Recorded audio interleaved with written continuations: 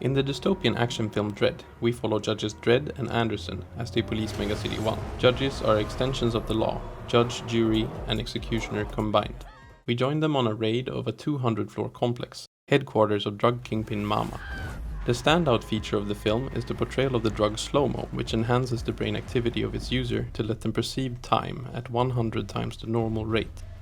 The use of slow motion in Dredd incorporates the technique into the diegesis in an interesting way. In the following scene, this is made clear as Judge Dredd forces the drug on Mama and throws her out the window 200 floors up.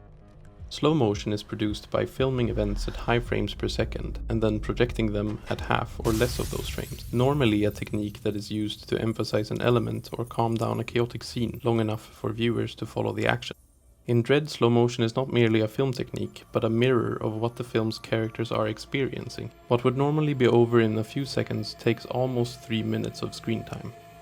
Also of note is how these slow motion sequences stand out from the rest of the film in their use of color. Each slow motion scene has been steeped in psychedelic nuances, further enhancing the access we have to a character's perception, a stark contrast to the depressingly dark corridors of the complex.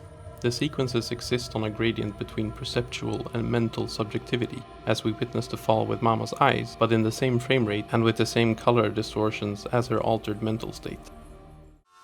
Werner Herzog's Bad Lieutenant goes a different route to share McDonough's narcotics-affected perception of his surroundings. Shoot him again. What for? His soul's still dancing. Rather than primarily relying on camera techniques, it goes the route of portraying his hallucinations as if they were truly present. Yeah, there are. Ain't no iguana.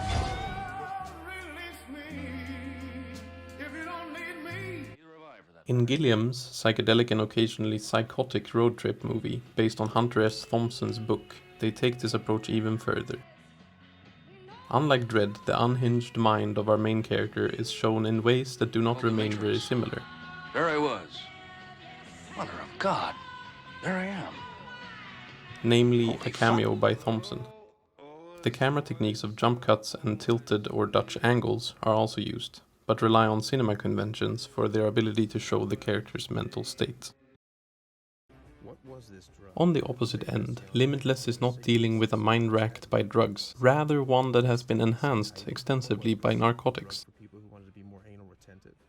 In this scene, the film shows us symbolically how his mind slowly opens up to the effects of the drug.